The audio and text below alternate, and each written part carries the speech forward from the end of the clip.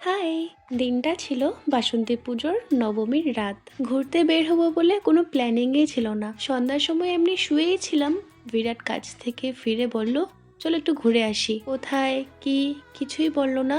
আমি জিজ্ঞেস করেছিলাম কোথায় যাব, বললো এমনি চা খেয়ে আসবো।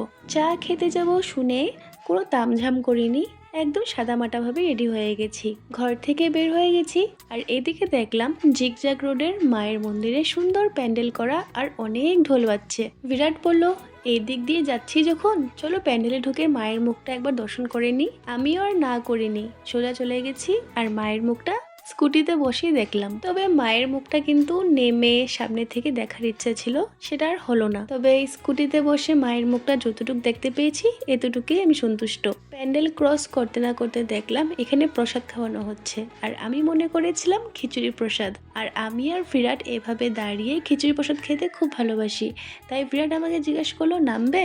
আমি বলছি হ্যাঁ চলো। কাছে গিয়ে দেখলাম খিচুড়ি প্রসাদ না, পোলাও আর আলু মটরের কিছু একটা তরকারি ছিল। বেশ আনন্দ করে খেয়েছি আর অনেক টেস্ট ছিল। প্রসাদ খাওয়ার পর বিরাট আমাকে সোজা বড় কালীবাড়ি নিয়ে আসলো সেখানের পুজোটা দেখার জন্য। বাবা, এখানে কি ভিড়! কিন্তু মায়ের মুখটা দেখতে পেরে এই ভিড় ভাট্টা সব কিছু ভুলে গেছি। মাকে দেখতে এতটাই মিষ্টি লাগছিল, আমরা অনেক সময় দাঁড়িয়ে দাঁড়িয়ে মাকে দেখেই যাচ্ছিলাম। তারপর সেখান থেকে বের হয়ে আমি আর বিরাট এসে পড়লাম একটা রেস্টুরেন্টে।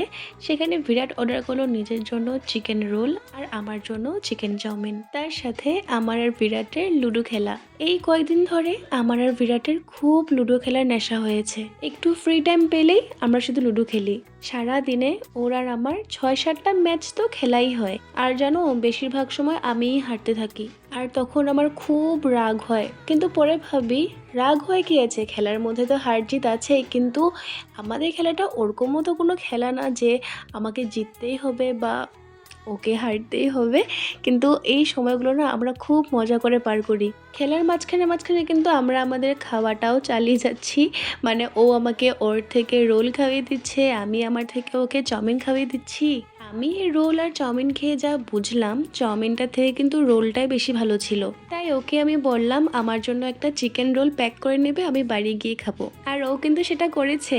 আর দেখো, কথা বলতে বলতে আমি কিন্তু ম্যাচ জিতে গেছি। আর এই ম্যাচটা জিতে আমি যে কি নাচা দিয়েছি, রেস্টুরেন্ট যে ভুলেই গেছি। আরে অ্যাকচুয়ালি কি, আমি যখন বাড়িতেও যখন ওর আমি লুডো খেলতে থাকি তখন আমি জিতে গেলে এইভাবেই নাচতে থাকি। আর আমি যখন এভাবে পাগলের মতো নাচি বিরাট খুব মজা পায়।